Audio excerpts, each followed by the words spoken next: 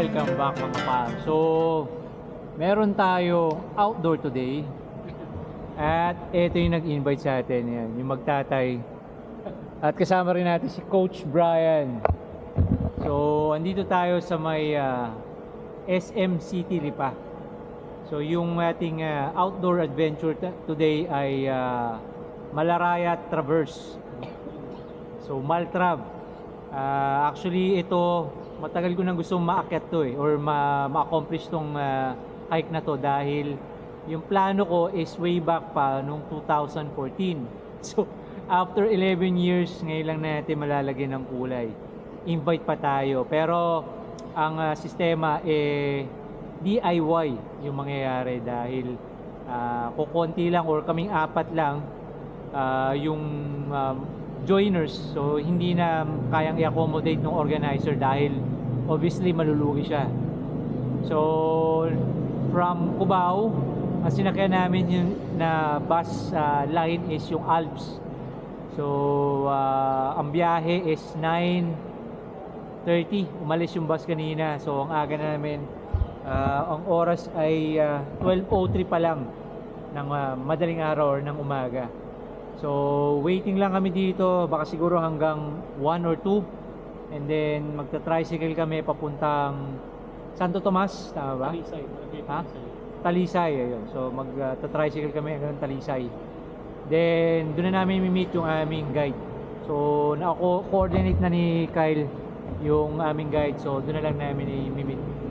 So balikan ko kayo mamaya, bigyan akong update kapag medyo nakapag-settle na tayo ng konti dahil medyo madilim pa.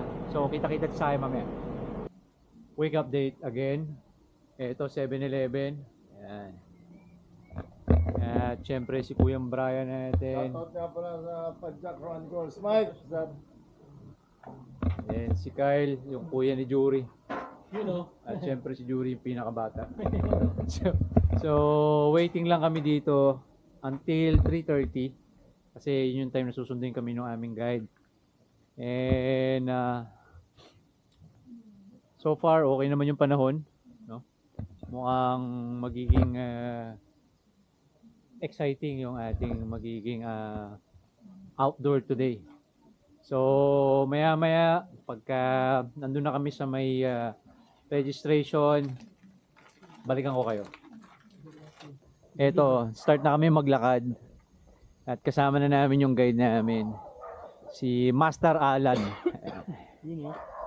So ako nakikiburautan sa liwanag. Ang may ilaw lang si Kyle tsaka si Coach Brian. So ang oras ay 4 AM ng umaga. So papunta na kami dun sa registration sa barangay para mag-register. And then yun, maya start na tayo mag-hike. So medyo nawala naman yung makapal na ulap na kinakatakutan natin. Ayan. So sobrang dilim lang, ayun. So balikan ko ulit kayo pag nagsimula na tayo. Alright, so mabilis ang update. Ito, nasa loob na tayo ng trail. At hindi ko mapakita pero meron tayong dadaan ng bodies of water. Ayan, magre-river crossing tayo. Ayan. Ayun. Ayun. Buti pa siya, malakas yung ilaw. Ayan. Welcome back mga pal. So, ang oras ay 6 AM. At andito pa rin tayo sa loob ng trail, syempre. Ayan. Sa likod ko si Kyle, shot sweeper. Sa unahan, si Brian, si Jury, tapos yung dalawang babaeng from the other group. No? So, sasabay sila sa amin. So, medyo manipis yung hangin dito sa loob ng trail. Pero okay lang, 1-2-1-2. Kaya na yan. Kanina sobrang dilim, medyo may mga areas na ang hirap lakaran, no? Dahil madulas, ayan, kagaya ng tinatapakan natin ngayon. Madulas siya kasi talagang mossy yung lugar. So hopefully wala sana kami maging problema, no?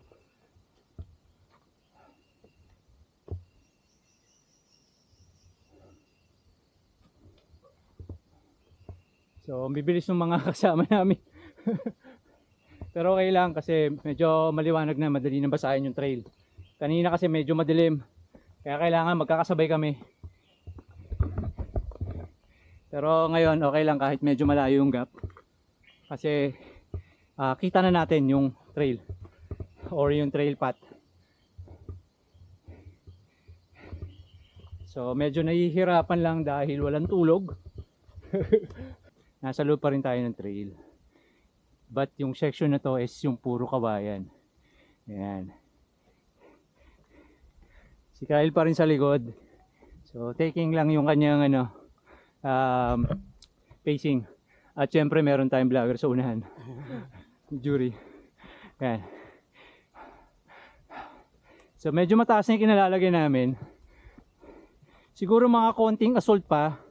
Then ikot-ikot, then lusong. Palusong na. Though medyo ang challenge is madulas.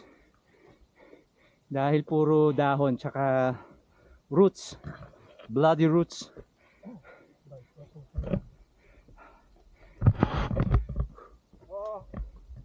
So ang oras ay 6:27 ng umaga. So maaga pa rin.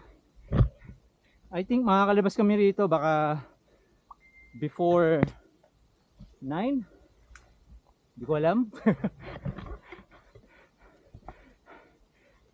So tingnan niyo si Brian ayun, no? Ang ganda ng ginawa. Tama yung ginawa mo, pre, nagdala ka ng gloves. Hindi, tsaka pagka mosi, yan ang importante. Hindi ka magdadalawang isip, umawak eh.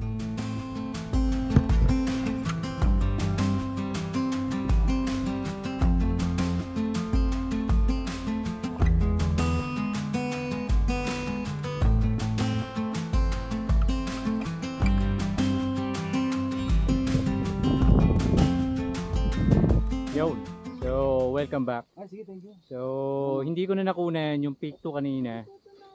Sabi nila yun daw yung isang summit. So hindi ko na na-videoan dahil akala ko ordinary stop lang. Akala ko may mas mataas na elevation pa. So yun, dito sa part na to, ayan, kakaliwa kami pero yung kaninang pinanggalingan namin dito sa may taas. So si Jury at saka si Kyle sa likod. Ayan. So nambubura out ng Jelly Ace. Yeah, sabi sa inyo kaya ako eh. So time check 7:15 ng umaga. So sabi ni Alan nung guide namin puro pababa na daw. Pero syempre pagka guide hindi mo papaniwalaan yan. So most likely rolling pa rin yan, magro-rolling pa rin tayo. So yun, update ko ulit kayo mamaya dahil medyo madulas yung trail natin. So kailangan yung kamay natin medyo free tsaka focus tayo sa dinadaanan natin. Alright, so quick update. So sabi ni Ireland, ito na daw yung Balete Peak. Dahil may Balete, so Balete Peak. So sabi niya mga 3 hours pa, 2 hours, 2 to 3. Mga ganun, 2 to 3 hours pa yung magiging trek namin. Although puro pababa naman na. Kaya lang, ganun pa rin yung trail. Madulas, no, kasi puro dahon. But malaking tulong yung moist. So hindi kami masyado nalalaspag. Parang ang pagod na lang is yung sakit sa muscle, but yung hingal wala masyado. So hopefully makababa agad para makapag-kape. No, para sarap magkape, no, Jules, no? Dapat dinala mo pala yung pangluto mo, no? Kung nadala ko yung malaking bag, yun, so talaga kung di mapagkasa yung mga dadalhin ko. so yun, so plano pala sana ni Jury is magdala ng pangluto Mobile. para makapagkape sana rito. Anyway, okay lang. Habulin na lang namin yung kay Manong Perying. Pero mamaya pa kasi yun eh. So yun, balikan namin kayo pagka may kakaibang ganap. Unahan natin si Jury. So ako yung unang mag-update. Pero dahil sa mapagbigay ako, itatabi ko na rito. Naka-okay na yan? Rolling na? Oo. Ayun, so quick update. Meron kami nadaanan na rolling water. Rolling water, ano? Kasi rolling eh. So yun, medyo nagtampisaw ng paa. At take 5. Pero si coach, Medyo ginagana, nauna na doon. Oo, wala na siyang take 5 eh. Ganun kalakas yung coach namin. So ito yung dalawang newly found friend namin. Ayan. Si Ming and si Sen. Sino yun? Sino yan? Ming, Sen. Hindi naman kayo Chinese ano? Chinese. Hindi, ayun. So Pilipino naman. So yun, take 5 lang. Magbabasala ng paa. All goods na? Okay, so yun, akit na kami. And mamaya update ulit. Alright, so quick update. So take 5 kami. Ipapan ko na lang yung camera sa actual kaysa sa pag-i-edit para hindi na ako mag-edit ng napakatagal dahil medyo tambak din ako ng trabaho Lunes bukas. So yun, quick update. So andito daw kami sa may Treehouse Peak, tama ba, Jules? Treehouse, no? Kasi dati may treehouse yung puno na nandito sa may likuran natin. Ayan, yung malaking puno na yan. So dati daw may treehouse. So isa to sa mga parang pahingahan ng mga hiker. Ang oras ay 9:30 ng umaga. So hindi pa kami nakakalayo doon sa pinagpahingahan namin. And si Jury nadulas. Gusto ko lang i-share, no? Kasi hindi ko nakuha ng video. But yung pagkadulas niya talagang given talaga madulas eh. So medyo pagka nagkumpiyansa ka ng konti, na underestimate mo yung tatapaka mo, talagang malaking chance sa madulas. Kasi kung titingnan nyo naman no, puro bulok at basang dahon. Napakadulas niyan. Tapos pababa po, ayun oh. Ayun na sila sa baba oh. Alright, so finally andito na tayo sa summit ng biyak na bundok. And then ito ang bundok sa likod natin, Makiling. So ang oras ay 10:01 ng umaga. Doon sa part na yon, yung kita nyo naman, ayan, medyo mahamog. Actually papunta na rito. Medyo mahamog. Ayun na nga.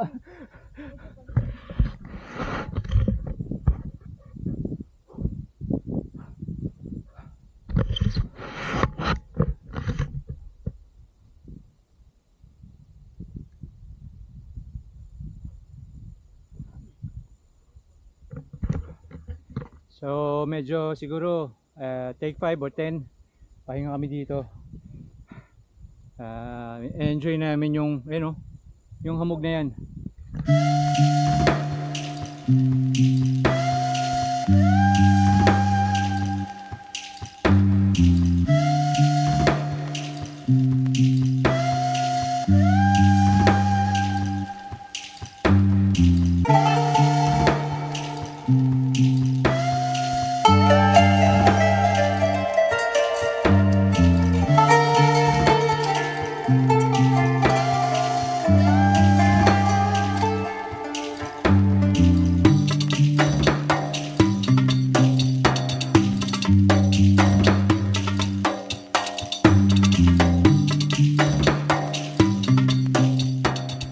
Alright, so update lang.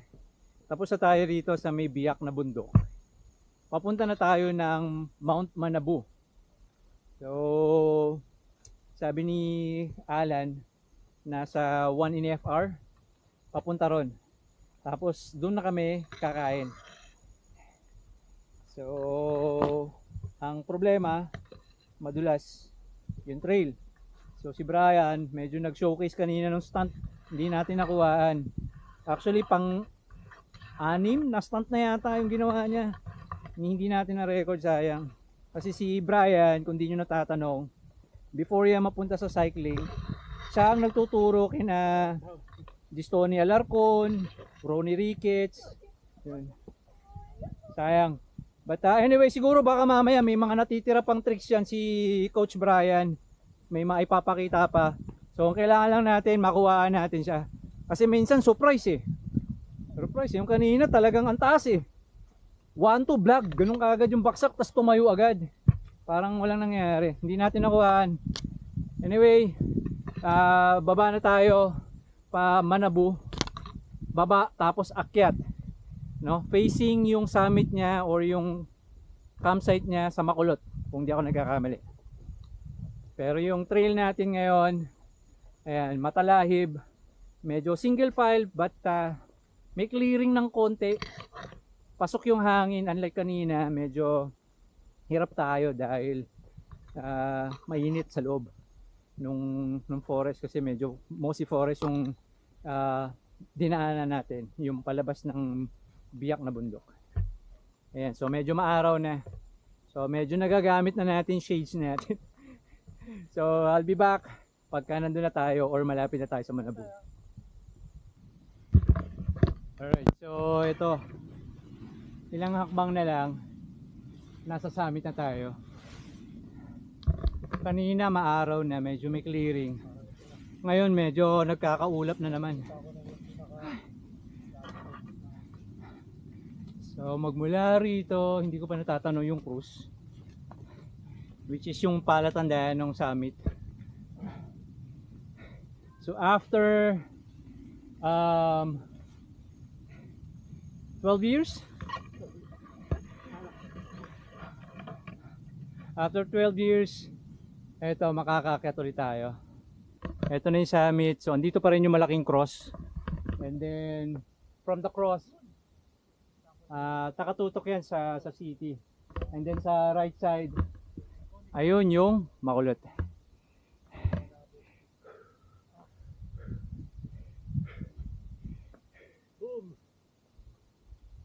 So may 200 yan. Actually, 3 pa nga yan eh. Pwede doon. Pwede rin dito. Kaya lang mas masukal yung dito.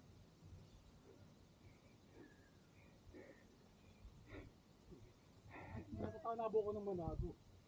Hindi, Maliponyo, Manabu Peak. Kasi ano yun eh. Yung 3 yun, pa-part siya ng Maliponyo. Oh. Boom. Ang ganda ng view. Grabe, ang ganda ng view namin, oh. What a nice. Doon tayo.